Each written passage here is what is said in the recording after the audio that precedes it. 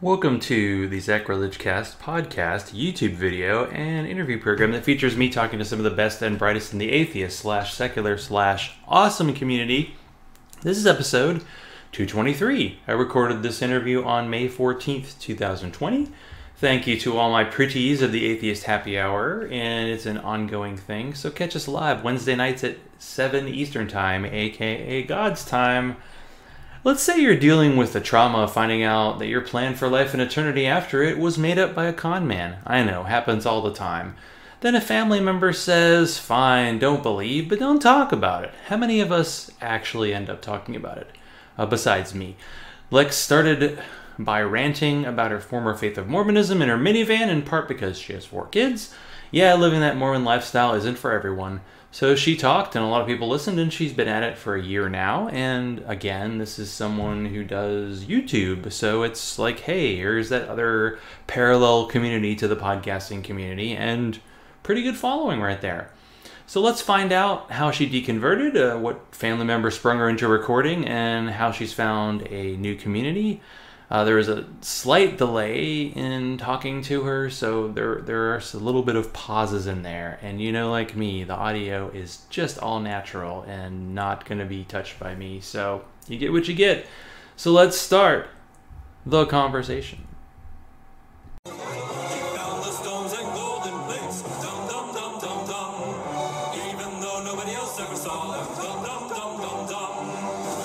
Be a little delayed.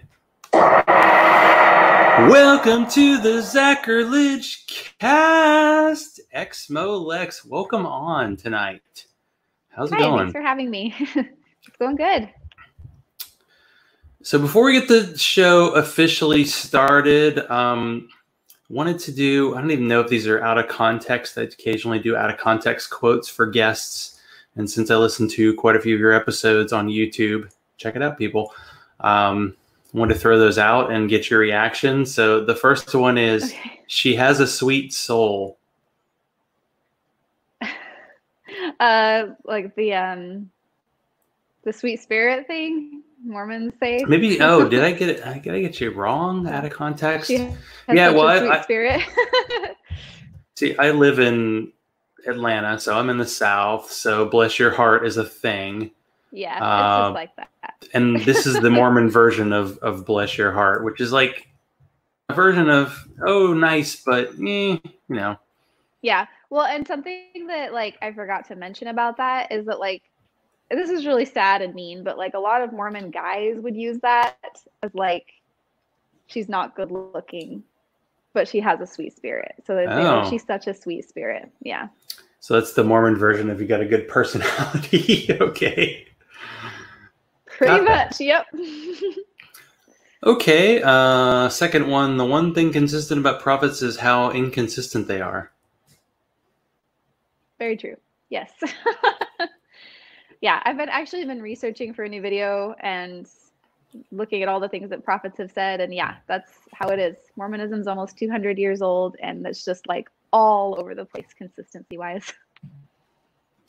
I bet. And when you get to have like a new prophet every so often, they're going to change things. So, and the last one is, why would God need a signed affidavit? Oh, yeah. The Book of Mormon starts out with a signed affidavit from a bunch of guys basically saying, yeah, what Joseph Smith said was true. The Book of Mormon is true. Yeah. So did you get to see, I mean, since you were a Mormon, you know, clearly you've seen the golden plates, right? Nobody has seen the golden plates. I mean, no way. Little bit. Yeah, it's kind of like I don't know. It's something that when you're a Mormon, it's just like, well, of course, because how would you have faith if you could actually see them? You have to have faith. Yeah, faith tends to be used against the faithful quite often. I figured we'd start the show, since I've been doing these kind of hangouts, it's just been random chat, but now we're getting into actual content creators. So I wondered if you could start with kind of the story of your own Mormon upbringing, and then eventually like, well, what got you out?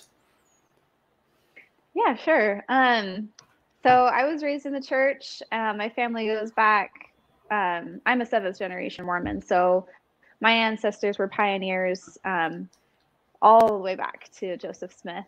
And so I was raised in the church my whole life, and I was baptized when I was 8.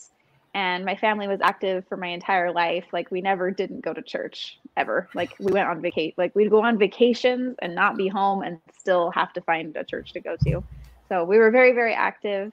And it never occurred to me that the church wasn't true. It was a fact. Like, I never was taught it was like, we believe this. It was just, oh, I know this is true. This is what I've been told my whole life. Just like the earth is round. It wasn't a question. But when I was 25, I read something called the CES letter, which is basically a very long list of questions and contradictions within the church that somebody wrote to the church educational system, asking basically like, this doesn't make sense. I don't understand this. So there's a lot of things in it that like a lot of Mormons don't know about, just with the historicity of the Book of Mormon and Joseph Smith being a prophet, those kinds of things. So I read that, and all of a sudden, all of this new information that I had never, ever heard of before was in front of me. Lots of stuff that's in South Park, stuff that like other people have heard about Mormonism, but the Mormons haven't heard, because Mormons aren't supposed to look at anything that's not church approved. So when I looked at that, that's when everything kind of came crashing down. And I was like, I didn't know any of this. I didn't know about the polygamy and the polyandry, and I didn't know that Joseph Smith used a rock to translate the Book of Mormon. But that's what started like the end of my Mormon journey, was reading that and having tons of questions, and then researching from that point onward and discovering that after I'd seen all of this, I didn't believe that the church was true anymore. So what, do you know the timing of like when the CES letter came out? I don't. It was a long time before I saw it, because I know friends that are my age that saw it when they were like 15 years old, and I'm 26. So it's got to have been quite a while ago. And I knew it was kind of out there because I'd heard like rumors on Facebook and stuff, and I'd had friends who had left and talked about it. But again, like, they teach you, do not look at anti-Mormon stuff. And so even though I knew it existed, I didn't think that I should look at it because it was like satanic and evil and bad. So, I mean, I don't know. The only reason I ever even looked at it was because I thought my testimony in the church is strong enough that I can't be affected. Clearly that wasn't true, but that's what I thought. Yeah, that testimony needs to be double checked, huh? Apparently so.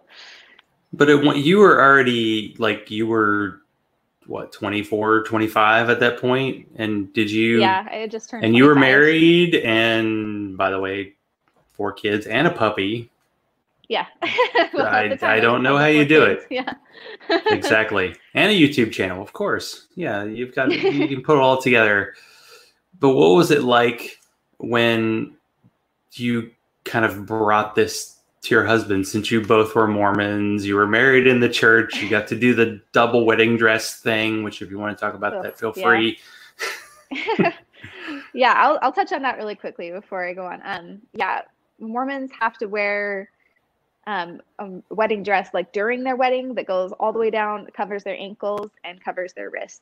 So very, very, very super modest. So most people don't want to wear a dress like that in their wedding pictures. So they wear a temple dress inside the temple that covers everything and is super modest, and then change into like a for show dress. I did that. But yeah, when I read the CES letter, my husband was at work, and I was like reeling and like freaking out. I have anxiety, and so it was like, I don't know. I thought my husband was going to leave me. I thought he wouldn't want to be married to me if I didn't believe the church was true. And I think I called him right after I started looking into it, and was just like trying to tell him, like, I don't know what's going on. I'm scared. All of this stuff is coming up. And I mean, for me, like, maybe it sounds kind of stupid, but for me, it was like the church was my entire identity. And so finding out that maybe it's not real was like beyond shocking. But my husband was like, calm down, I'm sure it'll be okay. I'm going to come home and, you know, we can look at this together. I'm sure it's going to be fine. I have, you know, I went on a mission. I have answers for this stuff. So he ended up coming home, and I started just like reading off everything that was in the CES letter and being like, did you know this and this and this and this? And at first he kind of had some answers for it. Like, oh, well, you know, such and such. But as I kept going, I could see his face just start to like, his eyes got bigger, and he kept looking down at the ground like, nope, never heard of that. Don't have an answer for that. But I mean, since we both heard it in the first day, we kind of were able to work through some of those feelings together, and we ended up leaving the church at the same time. So what is the process for leaving the Mormon church? It kind of depends on the person, because some people don't like care to actually get their records removed from the church or anything. And then I don't know, but the church will bother you if you don't do that. So what we did was we did opt to have our records removed from the church in hopes that they would leave us alone. And there's a website called quitmormon.com that will help you leave. At the time that we left, like I tried that, but the church has been blocking a lot of Quit Mormon stuff where they will make you have like a signed affidavit, not affidavit, but like a signed document from a notary saying that you want to leave. So you actually have to pay to get that and then provide. You mean like the document that proves that the Book of Mormon is real? Not quite. Sort of, kind of like that. But anyway, like they were going through this process of trying to make it more difficult for Quit Mormon to help people leave when I was trying to leave. And it was taking so long that I decided to just ask my bishop. And so I ended up calling him and saying, like, I don't want to be a part of this anymore. I want to leave. And after some back and forth with him, he just told me to write a little letter saying, I don't want to be a member anymore. And my husband and I both signed it. He sent it to the church headquarters. And within a week, we were out. Impressive. Now, yeah, it was faster than Quit Mormon. Atheists are often told they leave religion so they can sin. So did you leave so you could drink alcohol, have coffee soda, or just so you could show your shoulders in public? Because we know those are the only reasons. I can show my shoulders. That's the only reason I left. Exactly. Obviously. I knew it. The truth comes out.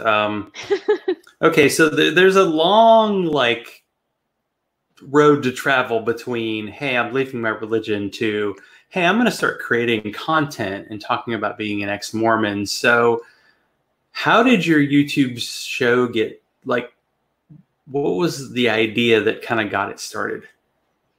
Well, who helped to get it started? Before I even started thinking about it, like when I left, I was looking for other content creators, just people that like ex-Mormons that had been through it and stuff. And that's what got me through, was watching ex-Mormons and atheists and things like that, like being like, oh, I'm not alone. There's other people. But I never thought of doing it for myself until I had commented something on Facebook on an ex-Mormon video, and my dad saw it and was just like, he replied to it and was like sad. And I was just like, all I had said was like, I understand and I get what you're going through, kind of a thing. And so I called him and was like, how is that sad? Like, I'm making friends. I have a community. And we ended up getting in this big argument, and he told me, like, fine, you left the church, but just keep your mouth shut about it.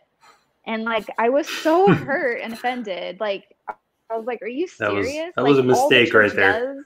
It was. Like, well, I mean, I'm happy about it now, but like at the time I was really upset, and I was like, the church, all they do is tell you to share with people, tell other people, like try to convert people. But the second that I'm not a member anymore, I just need to shut up. And I think within like 1 or 2 days of that is when I sat down and made my first video. And I don't know if it was like out of spite. It was more like, I'm just like, I'm going to do what I want. This is something important to me, and I'm going to talk about it, and the community of it and helping other people matters to me.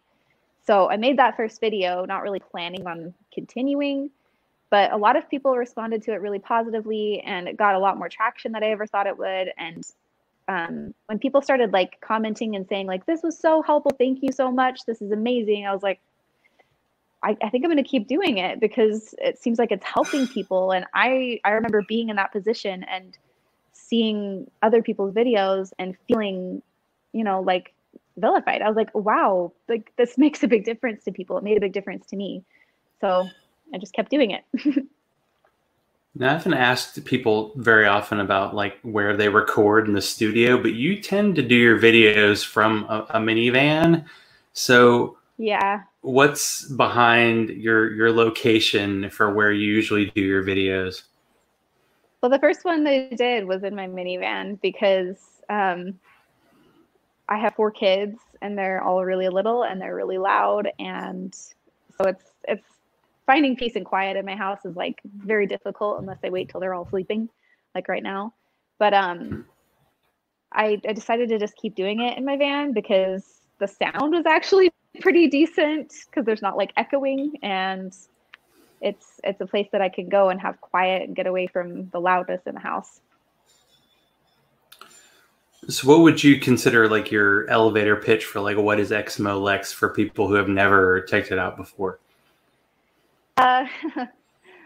Basically an ex-Mormon talking about my experiences in the church and sharing other people's experiences. And then sharing, I do a lot of research about, you know, things the church has done or said over the years, about prophets, about the Book of Mormon itself, and just kind of trying to show people things that I didn't know as a member or I wasn't aware of, because when I found out 25 years later, I was shocked and upset. So I feel like the church needs to be more honest, but since they're not, yeah, I'm gonna go ahead and share that information and hope that it helps people, because a lot of people over the past several months have emailed me and let me know that it was helpful to them, and that's what's important to me, is just being a voice for people.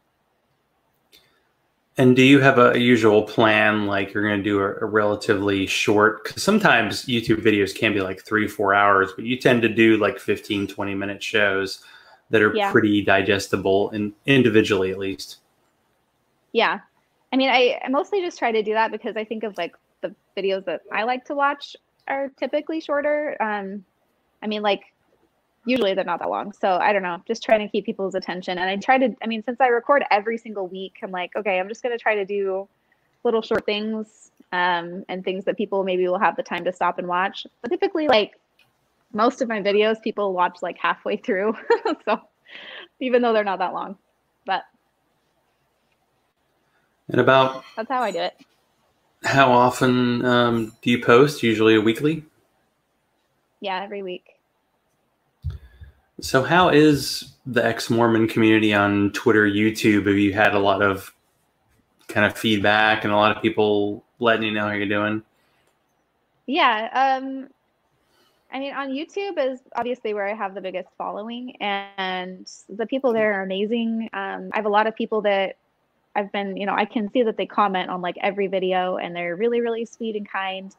And there's a lot of people that, I mean, it seems to matter to them, and that kind of warms my heart that they care to sit and watch my videos and comment and let me know that it mattered to them. Twitter is like not as great. Like there's still a lot of like amazing people there, but there's also a lot of, because it can pop up on anybody's feed, and so I end up with a lot of people that really dislike what I do too. But you know, it comes with the territory, I guess.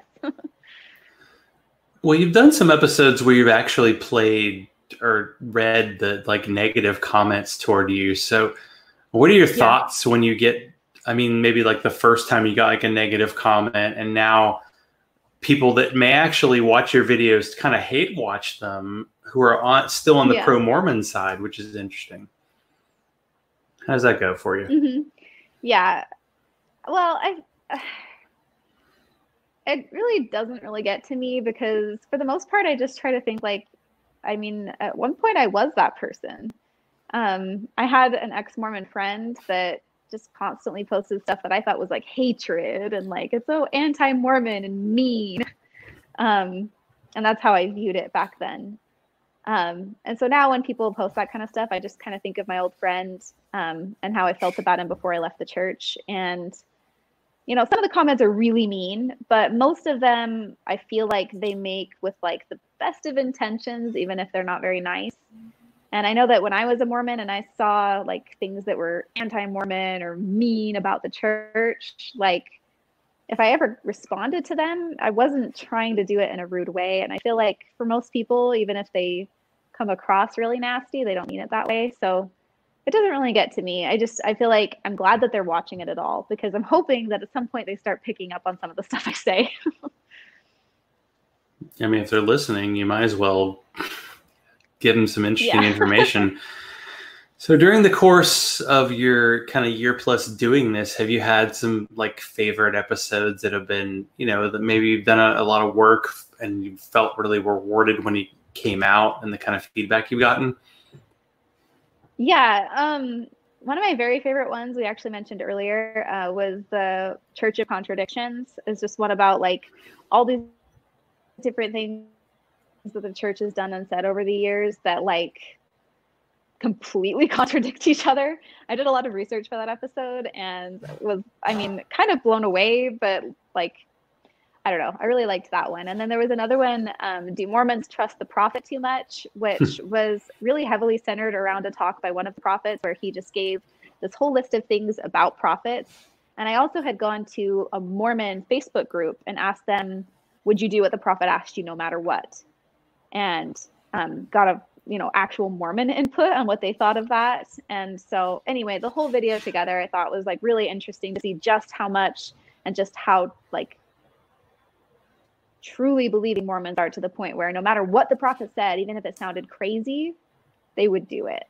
I feel like stuff like that is really important for people to see. So yeah, those are my favorite ones. Are really the ones where like I do a lot of research beforehand.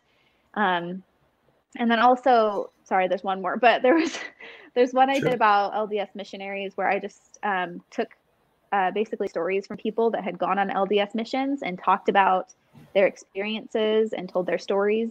And it was a really, really sad video, and it was hard to make because I feel like a lot of the stuff missionaries go through is really difficult. But at the same time, I think like maybe some kid that's like 18 years old will see this before they leave and maybe decide not to go, or maybe they'll be at least aware of what could happen while they're gone. Because I feel like missionaries have it really, really rough. So that one I really liked too. It's probably true with like missionaries. They're going to be told like a very rosy version of what's going to happen to them instead of like, here's what you really need to be prepared for. I mean, you have to be prepared for the negative and the positive. And we'll get to kind of cult-like behavior a little down the road. So you have, I can't remember, is it a 5 or 7 times grandfather who was a major Mormon figure and wrote a book? Yeah, his name is Robert Taylor Burton. I'm pretty sure he was let's see, I think it's like 6 generations because his parents were baptized too. So I'm pretty sure he's 6, but he was, he was pretty influential to the point where there's a Mormon movie about the pioneers, and he was mentioned in the movie. And yeah, he had like a bunch of wives and was part of the whole founding Utah kind of thing. But yeah, he did write a book, and I had the book. I no longer have the book. I feel bad that I threw it away actually, but I'll probably get it back at some point. When I left the church, I got rid of everything because I just didn't want to look at it. So it's kind of understandable.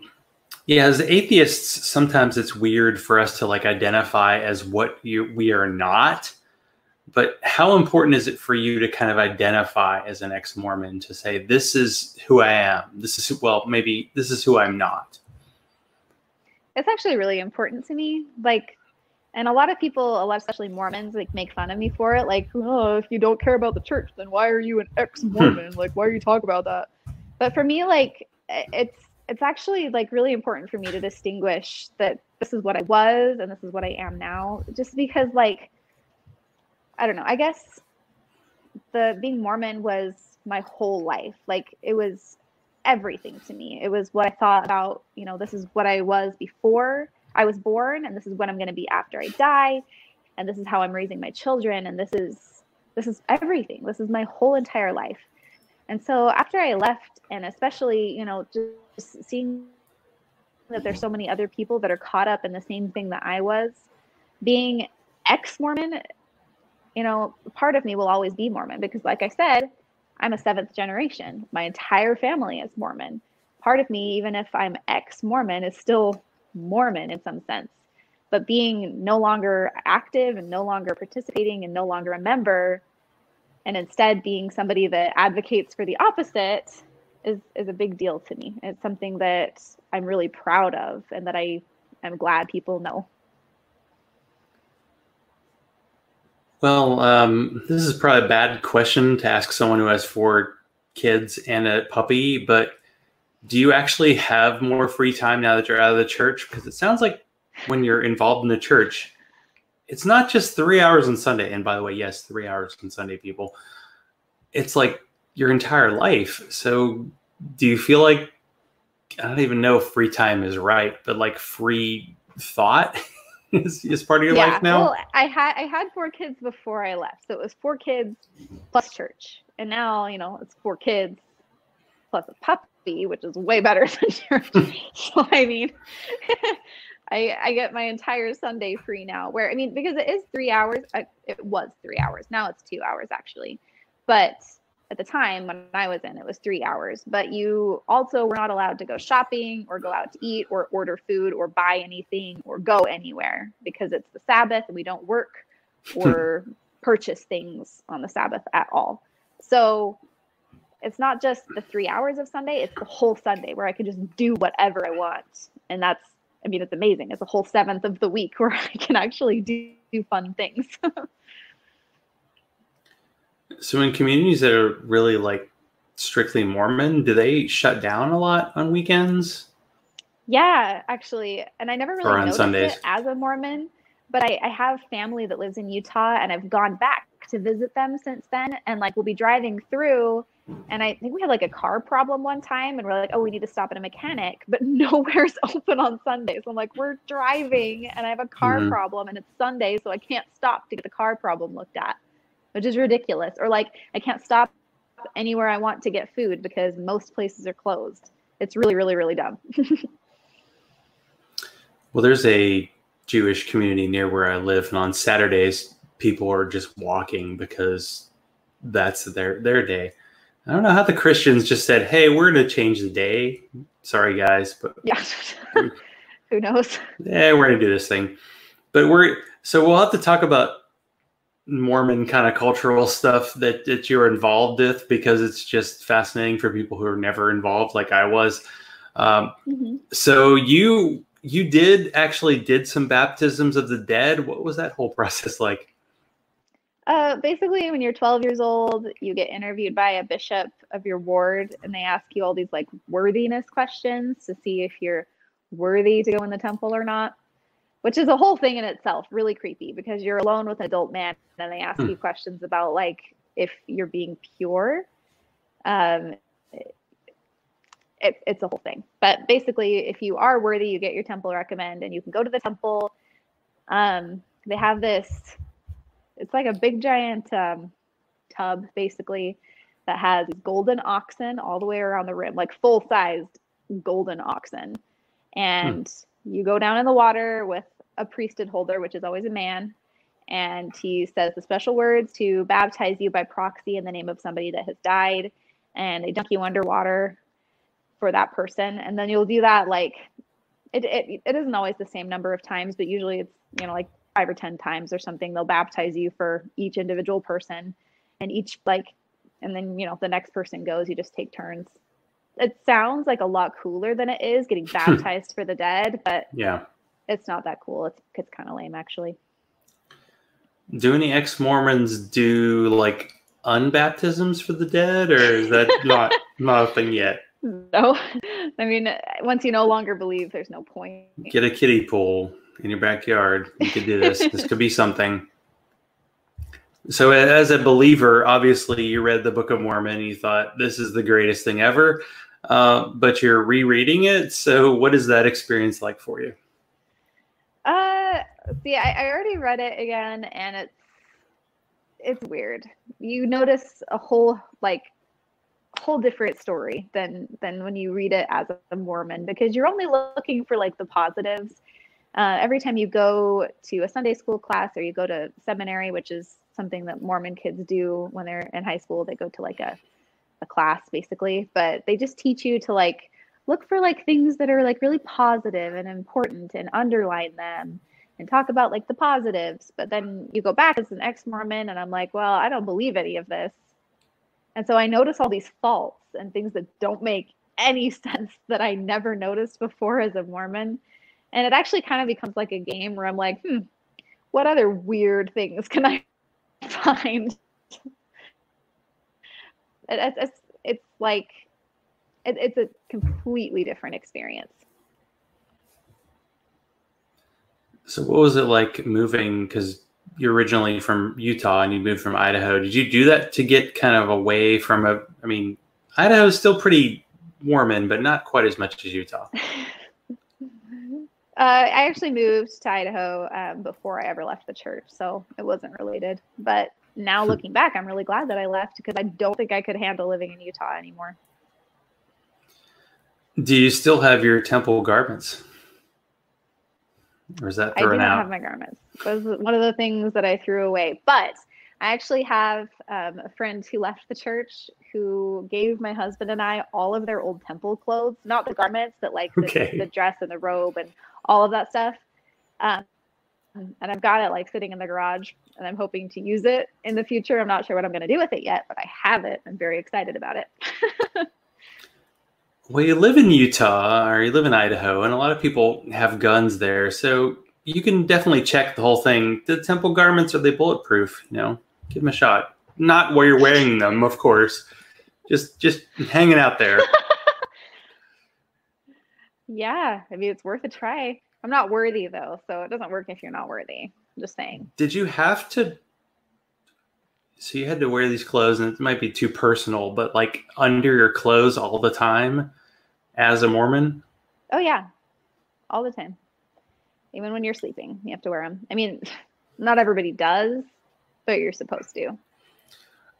So the difference between like the genders was like the women's version of the temple clothes, were they way more restrictive? Were they, because they were covering like all the way to the wrist, all the way to the ankle, obviously covering the shoulders? That's only the temple dress. The dress goes all the way to your wrists and all the way down to your ankles. But the garments are just like wearing basically a t-shirt that goes like a little bit lower, not all the way to the cleavage, but like a little bit lower than a regular tee, and then shorts that go to your knees. And that's the same for men and women.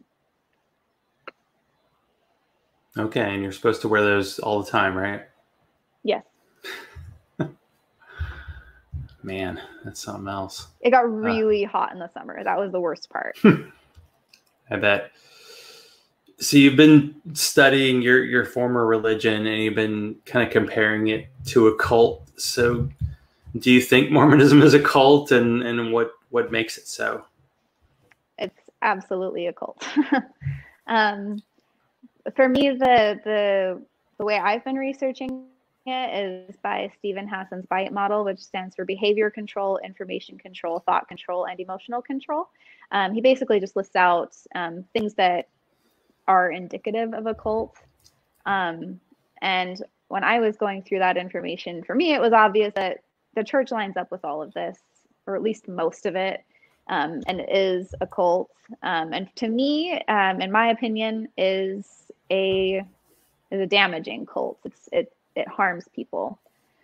And the things that are on that, just to give you an idea, would be like that teach anything that's not approved by the group is not okay, is evil, is bad. So they do like insider versus outsider kind of doctrine, very black and white thinking.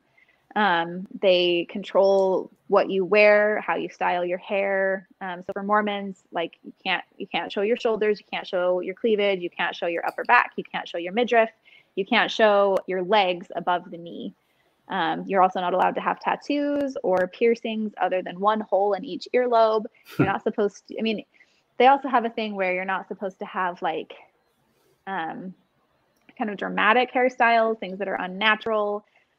And it's not like a rule, but it's like an unspoken rule, if that makes sense. You'll be judged for it. And it is in the standards that they have for their youth, is not to have extreme hairstyles.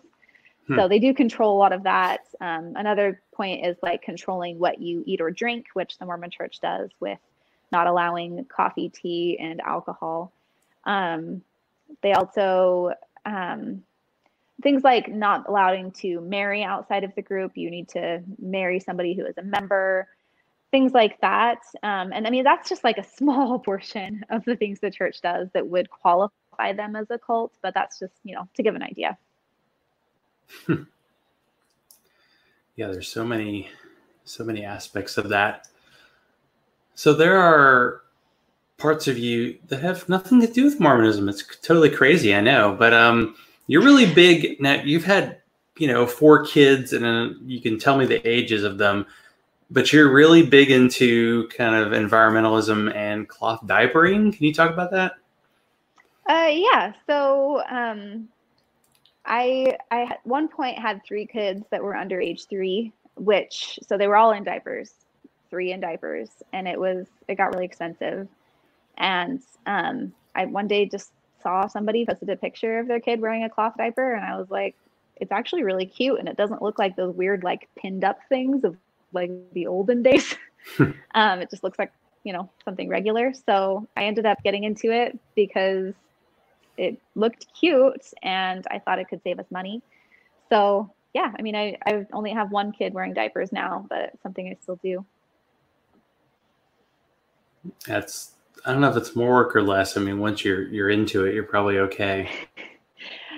It was a lot of work when I started, and with 3, it was a lot of work, like a lot of laundry, but yeah. It was worth it for like, I mean, just knowing that it was helping the environment, and also it was helping with the cost. And then now after I've done 3 and then done 2, just having 1 is like nothing, like no big deal. I bet. So are the things like you miss about being a Mormon? Do you miss like the fact that you're going to have your own planet, or is that you over that now? I'm really over that part of it. But when I first left, it was really, really, really difficult for me to digest the fact that, I mean, like, because I didn't become an atheist right after, but it came, within like a month or so, I was an atheist. Not believing in like a heaven and an afterlife where I would be with my family forever at first was really, really hard for me. It was something that like I almost wanted to pretend to believe in Mormonism in the hopes that maybe that would actually be true, because to me, the best thing that I could imagine was to be with my kids forever. And starting, to have that feeling like, oh, I actually don't believe that anymore, it was really sad. And how's the relationship with the family? Because being part of a Mormon family, that's a big family, and I'm guessing most, if not all, are believers still. Yeah, 99% are believers, and I have a big family because I'm Mormon. So. Well, yeah, but have you? I feel like you've talked about this before. Have you actually had, and maybe it's not even family members, like maybe other people who are Mormons still, who actually come to you on the sly and say, hey, what have you actually heard about this that maybe could help me out? I've had a few people that used to be in my ward when I was a kid, and I've had a couple of cousins reach out to me that were LDS, just being like, hey, I saw like your ex-Mormon Instagram, like what is that? And just asking like a few questions, and a lot of them didn't know a lot of the information that, I didn't know it either before, but were like shocked and like, what is this? So I have talked to some of them about it, and some of them that were really they weren't active members, but they also didn't like disbelieve, to the point where now they've seen some of my stuff and they're like, oh yeah, I don't believe anymore. Oh, it's cool that you can be that kind of Yeah, I'm go kind of hoping it to. happens for more people, like more of my family, please. Come be on the dark side. Exactly. It's nice. It's much cooler, and the beverages are nicer, and there's a wide variety of that sort of thing. So you mentioned in one of your episodes about you had like a weight loss journey. So what was that whole thing like? And you had to go through that and through like being out of your religion too. How was that? Yeah. Well, I'd had 4 kids back to back to back and had gained a lot of weight in the midst of doing that. And after I had my last one, I got my tubes tied and was like, I want to get back to being myself because being really overweight sucks. So, I went on a diet and lost a ton of weight. And at that point is kind of when it was like I had lost pretty much all of the weight I was going to lose. And then found out about the church like right after that. So it's kind of like I lost most of the weight at that point. But it was kind of cool because like I left the church, I was feeling like really good about myself. And all of a sudden, like I left the church. So that was like really terrible in a lot of ways because it was scary. But I felt good about myself, and it was an easier transition, I feel like, than it would have been had I been still really overweight and unhappy. So, it kind of worked itself out, ended up being pretty good. Well, let's say if you were able to reach out to the Mormon church and say, you know what, can I get a refund for all my tithing? What would you buy yourself with that money? Because you were talking about, you were tithing at like age 9 because kids like... I was tithing as soon as I got like... as soon as you had money, like as soon as you had a nickel, yeah. the church gets like a penny out of that, right? Yeah, like, the first tooth I lost from I got money from the tooth fairy when I was like 6. I paid tithing on that. Man, they really get you there. And I'm hearing a lot about the Mormon church helping people out during the whole COVID situation. For a lot of churches, I'm hearing a lot of churches taking the small business loans, and I'm sure the Mormon church is involved in that. And they're not going to... They took $54 million. And how much money did they have? They have so much. Oh my gosh. We don't know exactly, but we know they have an account with 100 billion in it. So that's just that's just the tip of the iceberg. So I forgot, and you may not know this, but you can't know everything, but doesn't the Mormon church, does it own where they think the Garden of Eden is? Because it's in Missouri, according to, Book of Mormon. Yeah. So I can't but I forget if they own it or somebody else owns it and they're like trying to buy it and they haven't been able to get it. But I didn't know. I honestly don't remember for sure if they ever did get a hold of it or not. I'm pretty sure it was actually a break off of the church, like the RLDS or something that owned it. The exact like plot that they wanted or something. I can't be sure if they actually ever got a hold of it or not, but I knew they were after it at some point. That is something else. Yeah. So what is the future of Exmo Lex? Like, how far in advance have you already planned, the next few episodes? And will it be crossover episodes, or, you keep doing the minivan thing? Of course, inviting the puppy aboard. So I'm probably not going to do the minivan thing forever, only because it is extremely cold in the winter and extremely hot in the summer. And that's not fun at all. So I'm hoping at some point that I can make some kind of a studio in my house and get some better equipment. But for now, I usually don't plan that far in advance. Like I have the episode that's ready for tomorrow, and then the one I'm going to do next week planned. And after that, I don't know, because most of the time I'm just like, this sounds fun. Or, I wait till the last minute, and then I'm like, this sounds like something I'd like to talk about. And then I do it. Well, there's something about like a show momentum, because I know like I had you scheduled for this week. I don't have anybody scheduled for next week, so we'll see how that goes. And it's kind of how it goes with doing content is you can get that momentum, so you need to put out a show every week or so. But then, you get that deadline pressure where you're like, okay, what's, Like, what am I going to talk about? Yeah, that happens sometimes. Exactly. So, as someone, let's see, who has a bunch of kids, what's like a hobby you do that maybe has nothing to do with being someone with 4 kids and married and doing a podcast, like something that maybe you do for yourself? Oh, I'm really into going to concerts. I like rock and metal, and What are so, concerts again? I feel like now, I don't know, actually, well, it depends on what state you're in. They're going to be like, they're opening stuff up where I am a little bit, but yeah, concerts, we'll yeah. see if that happens I again. mean, everything that I was planning to go to in the next several months was canceled or rescheduled. But, when they're actually, when life is normal, I like to go to concerts. But you've gotten into heavy metal, right? Yeah. And that's really there's got to be Mormon heavy metal there, right? Maybe not. Not that I know of like Mormon specifically, but when I was Mormon, I did listen to a lot of Christian heavy metal that I still like because the music is really cool, even if I don't like the lyrics as much as I used to. True, yeah. There's always something. It's like the thinking atheist Seth Andrews, like every version of Christianity like steals from popular culture and takes it as its own. And there's always a version of something that is popular. So before we call it a night, is there anything that I didn't ask that you'd like to cover on tonight's show? I mean, not really. I guess the one thing that I would want to say is that if you're an ex-Mormon or an atheist that's trying to help current Mormons, the most important things I think you should do is be really, really nice to them.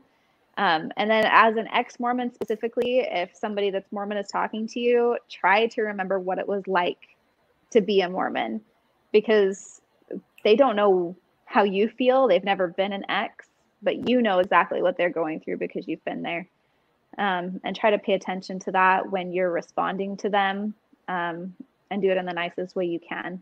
Don't try to, don't do anything that's going to ostracize them and make them try to get away from the whole anti-Mormon side of it even more.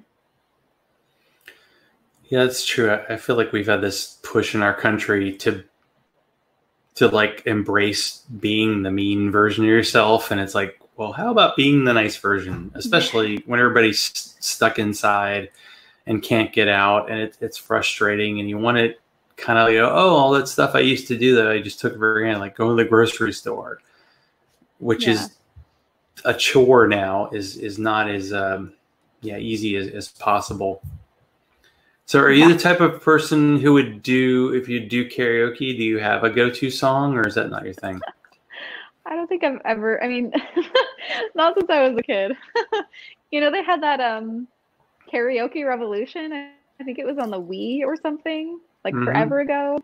Might have even been before the Wii, but I think that was the last forever time ago. Actual karaoke.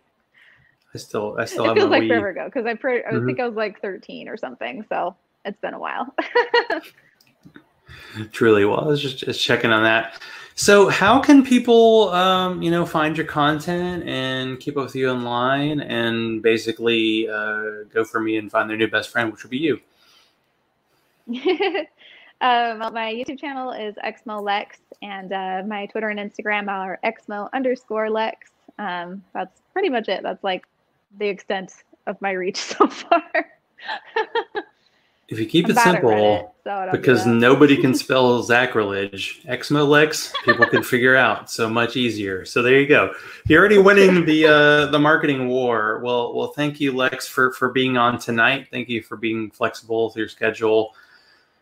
It's late here. It's early there, and you're already done the live stream, so it's all good. So thank you for joining the show. Thank you. I appreciate it.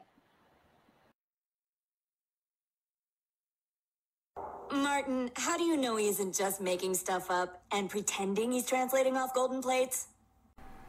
Live read. I don't enjoy hate listening or watching to YouTube programming and or podcasts, but if I want to get my hand on the pulse of the initial capped atheist behaving badly side of our community, I always go to Polite. conversations. Aina brought on 2 former members of the community, and I suppose by that I mean people who no longer include atheist in their Twitter handle, Atheist Blobfish and Atheist Mel, to talk about the members of our community, you decide what a community is, right, who have kind of lost their shit. I can't always agree with them, and that's the point. That's the people on the show. If you think it's dumb to continue to produce content that in essence says that religion is dumb, well, if you continuously produce your own content that shows off the worst of our community, where's the evolution there? The point is, like Lex and her Mormon community, there's a lot happening that is harmful and needs to be pointed out. If your own community can't point out the shit that's going on, well, we're never going to progress.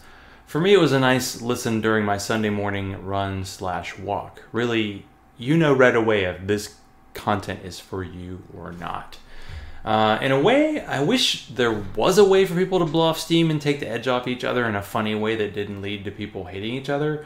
Kind of like Vulgarity for Charity before they totally lost their edge and couldn't make fun of anybody except for how they look. And I must be the only atheist not hate reading Dave Rubin's new books, so you guys know you're just encouraging the guy. Want to support the show? Be like Freethinker215, Alan Marks, you man, Chris of the Postmodern Polymath Podcast, Larry Darrell, the other Darrell. Wait, is that me? And support the show on Patreon, patreon.com/Zachrilege. During coronavirus time, I am not charging people. I am merely sending you longer versions of the podcast. I know, my fault. And, of course, cute cat videos. Follow me on Twitter, like the Zachrilege Cast page on Facebook, and send all mail to zachrilege.cast@gmail.com. And next week, probably going to be semi-lazy again and go with the Atheist Happy Hour. Maybe we'll have a theme this week. I don't know. Maybe we'll just show up and talk and drink for an hour. So until then, let's continue the conversation.